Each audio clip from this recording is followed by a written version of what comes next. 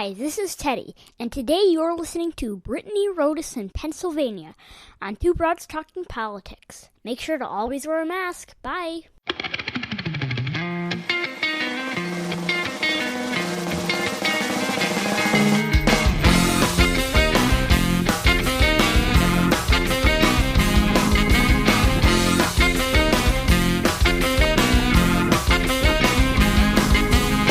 Are you listening?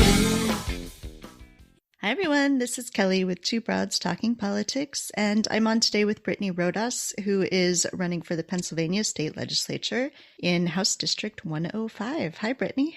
Hi, Kelly. Thank you so much for having me today. I'm really excited to be here. Yes, so we love down ballot races, and Pennsylvania, of course, is super important every year, but especially this year. So I'm excited to talk to you. Why don't we start with some about your background? Tell me a little bit about why you're running for the state legislature. Yeah, absolutely. So I am a former policy staffer for the House in Pennsylvania. I did legislation. I worked with stakeholders and constituents, and I really loved that line of work. Policy has a special place in my heart. And I decided to quit my job and run for office last year after I lost my dad of a heart attack. It was very sudden, but he didn't have access to the healthcare that he needed to meet his healthcare needs. So he was denied Medicaid because he made $7 over the income threshold. And we had previously tried to get him care through the VA because he was a veteran, served in Vietnam. And, the hurdles that he had to jump through and try and overcome to get the healthcare that he needed made me realize that the system that we're working in is broken and how many families are slipping through the cracks. So I really entered this race in a place of grief and desperate for change that I wasn't seeing happening at the state legislature. So I left my job and I jumped in. My education background is I have a master's from Penn State where I studied public administration and public policy. So my love for policy started with my master's degree. Excellent. And so Pennsylvania, of course, everyone knows is important on the presidential election level, is important for congressional representation. But the state house, too, there's an excellent chance to flip the state legislature this year, which has been read for a while. Could flip both the state house and the state senate this year in Pennsylvania. And so Democrats made a lot of inroads in 2018 toward that, but there's still a little ways to go. I was just reading about how, a lot of the more obvious targets have already been flipped, but this race was pretty close in 2018. Tell me a little bit about this district. Yeah, absolutely. So the 105th district was decided by 512 votes last cycle. It was won by a man named Andrew Lewis, who is now a Republican freshman. He ran for Congress and ran for Senate and then moved into my district to run for House. So he had a lot of name recognition when he started. And the candidate that we had running last cycle was an incredible candidate, but fell just a little bit short. So they see this district, the 105th, as an amazing opportunity to pick up both a House seat and a Senate seat because it's nested inside Senate District 15, which is also nested inside Congressional District 10, which is a top red to blue flip for the DLCC and DCCC. And then also we need Central PA for Vice President Biden to win. This district was won by 7 points by Trump in 2016. And then our Democratic governor and auditor general won by 5 points when they were up for re-election. So I think it really speaks to the way that our tickets are split here and the work that we can do to make sure that we flip it. We're feeling good about it, but it's going to take a lot of work to get across the finish line. We're having a lot of young, educated families move into the district, which tend to skew more Democratic, where 10 years ago, the gap in voter registration was thousands of votes, and it wasn't even a playing field for Democrats. But when the incumbent retired, they realized that the demographics have changed here, and they continue to change. And my opponent is terrible on all the issues that our community cares about, which really creates a very possible opportunity for us to flip this seat. And what has turnout historically looked like there, and what do you expect turnout to look like this year? Yeah, so last cycle, 2018, there were 30,000 voters, I believe. And turnout is always historically low in this district. I don't know what the reason for that being, other than we had a Republican incumbent for so many years. I mean, I still knock on doors that people say, I didn't even know he wasn't in office anymore. So there wasn't a lot of motivation for the local races. The presidential races in 2016, we also had record low presidential turnout in my district compared to prior years. So we are expecting there to be a much higher turnout this year, partially because of the ability to vote by mail in Pennsylvania. We were just looking at numbers yesterday, and 16,000 people in my district have requested and received a ballot already, and more than 50% of them have already sent it back, with a huge portion of those being Democrats. So we feel good about expanding the options to vote. And at this point, we're kind of playing defense, just trying to protect the election results and uphold the integrity of the election. So you mentioned that your opponent is bad on the issues that people in Central PA care about. What are some of those issues that are really driving voters right now? Yeah, great question. So education is one of the biggest issues that we're seeing right now, partially because of the pandemic and partially because Pennsylvania has a very antiquated funding formula where all of the schools don't go through the same formula for funding because of backdated laws. So we are seeing an issue in Central PA and across the state with charter schools where they're able to strip a lot of money from our public schools, and we're constantly rising property taxes. So that ties in a lot with the issues that we're hearing at the door, other than, the response to COVID and ensuring that people have a job and have access to health care. But it's interesting about the education piece and why Representative Lewis is so bad on it. He just accepted $90,000 from the very charter schools that are stripping the money away from our public schools. And we have a huge portion of public school teachers here. Most of our district goes to public schools. So it's definitely an issue that has been around for a while, but it's receiving a lot more attention now as we're talking about having to constantly raise property taxes during a pandemic and making sure that they have the resources necessary to teach safely in their classrooms. So you are a mom of pretty young kids. This is a tough time during the pandemic to be a mom, a parent for anybody. I can attest to that.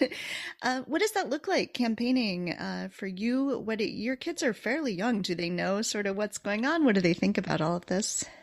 Yeah, so my children are 5 and 3, and I don't think they understand what's going on. They see me on TV and they think it's really cool. Or they'll be playing like Roblox on YouTube and they'll see my ad come up. So I think they understand that there's a change happening, but they're not quite sure what that looks like because they're back in school now. So they leave every single morning and I say, I'm going to work, even though a lot of times that looks like me sitting at my island in the kitchen.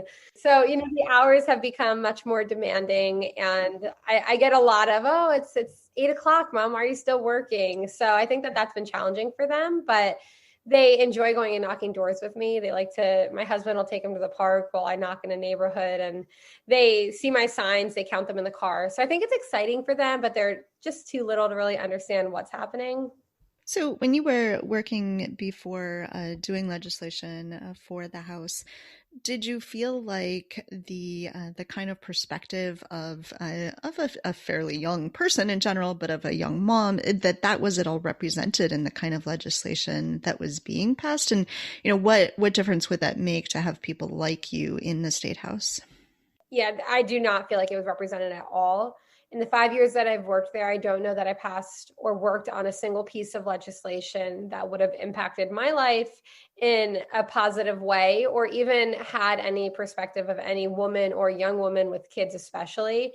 We have had an opportunity in Pennsylvania to pass so many important laws like prescription drug pricing, which doesn't just affect young people, but especially affects our older population. And, fully funding our schools, providing adequate childcare during a pandemic. And these issues never get across the finish line, partially because Pennsylvania has the oldest legislature. Our members on average are older than every single legislature across the country. And they are speaking from a different perspective of what they need in their lives. I mean, our congressman said that he won't support family paid leave off for maternity care or paternity care because his wife is done having children.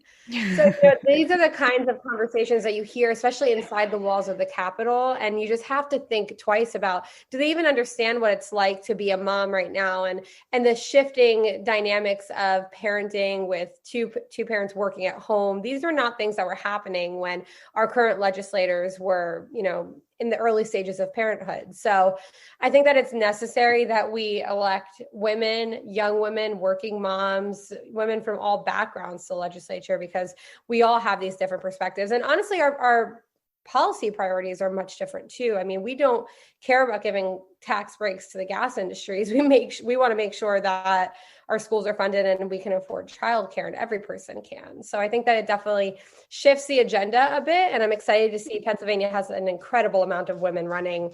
Dauphin County has all females running in state house races. So it's really exciting to see. That is exciting, especially in a state that up until recently didn't even have much federal representation by women. Very exciting. So you have a ton of really big, really great endorsements just from all over the country. Can you talk a little bit about what those endorsements mean, what that looks like, that process of getting endorsements, and then what that means to a race like yours?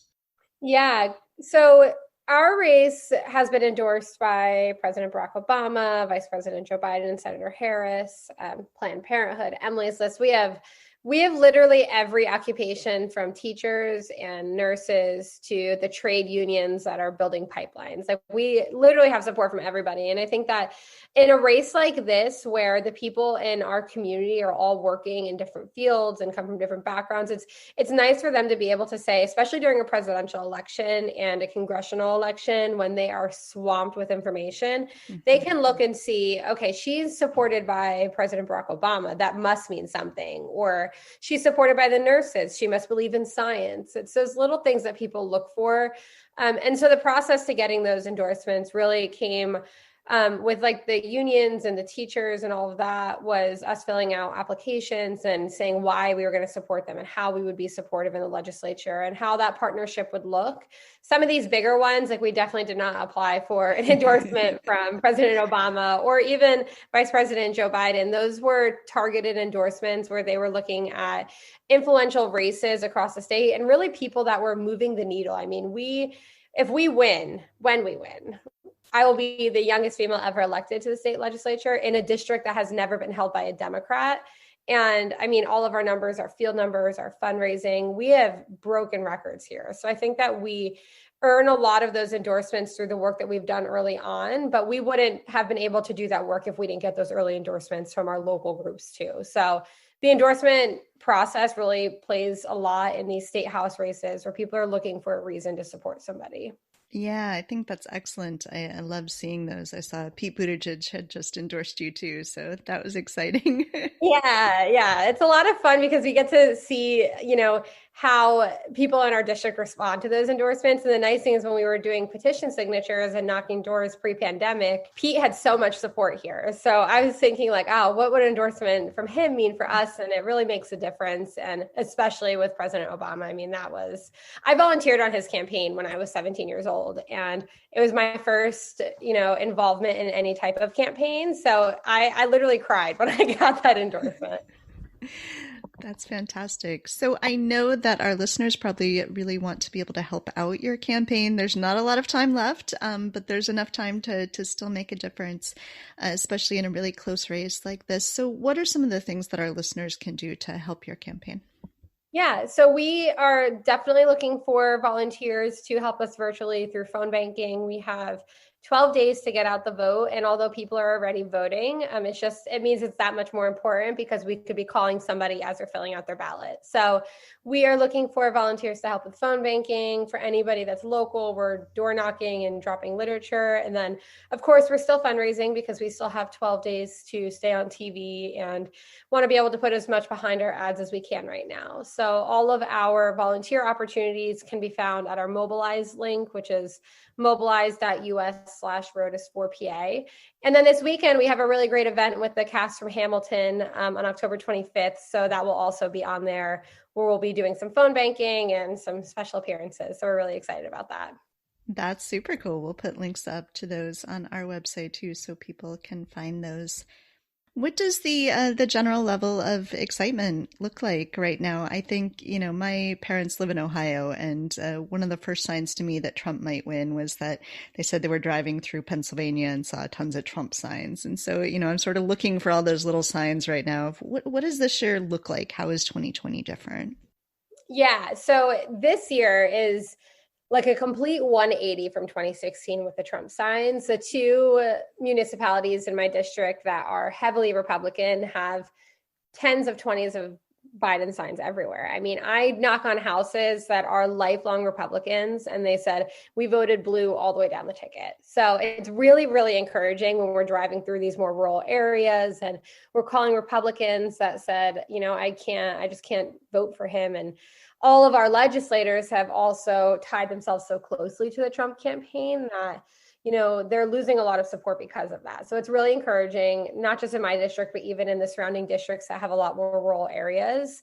And people are also excited. Democrats are very excited. I mean, everybody had their own pick for presidential candidates, but when we see the energy and everybody coming together and the unity that we're building, people are voting early. They're making a plan. They want to vote. They're excited about it. And when we look at these early voting numbers, it's groundbreaking here. We're so excited to see it. But also in the way that we fundraise and sign volunteers up, you can tell that people want to do more than just vote this year too, which is a great thing to see.